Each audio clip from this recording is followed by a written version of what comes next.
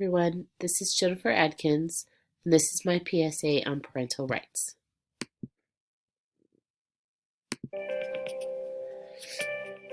Parental rights, this presentation will include parent participation, special education notice, prior written notice, parental consent, notice of meeting, parents' rights for gifted, educational students, and then students at the age of 18.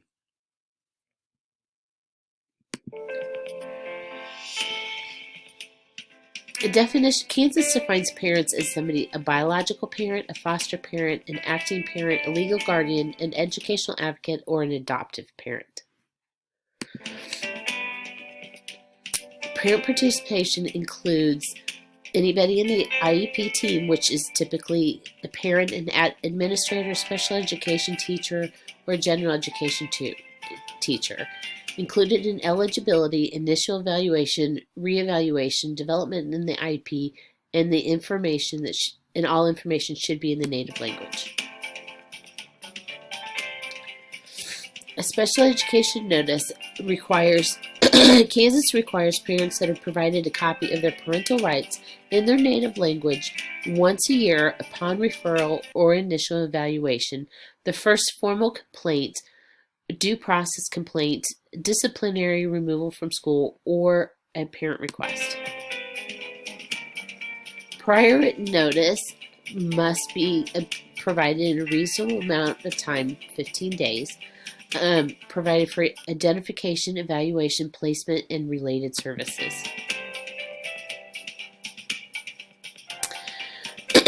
Prior written notice must include a description of action, a description of evaluation, an explanation of what's proposed and being refused, other relevant factor statement, a reason for the actions and why they're being rejected, a statement of parental rights, and a source for parents to contact if they do not understand.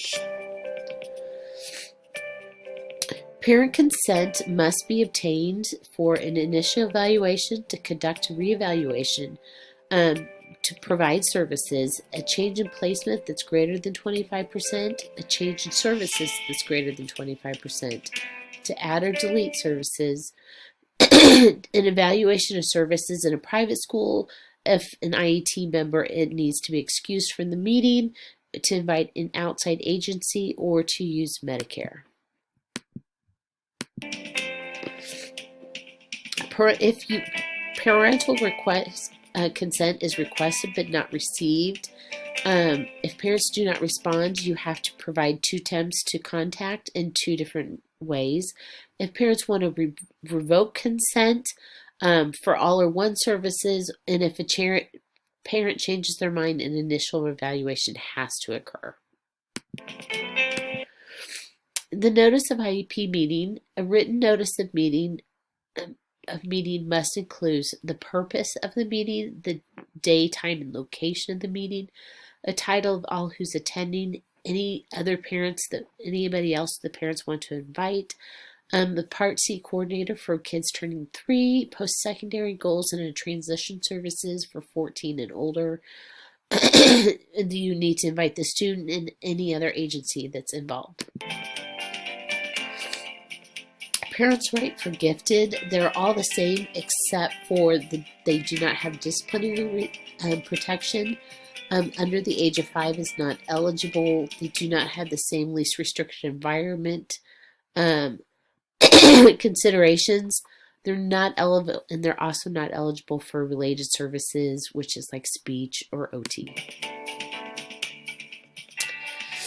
Educational advocate. An educational advocate is somebody who's appointed by the state. This is somebody who is that doesn't have a personal or professional interest or that would conflict with the child.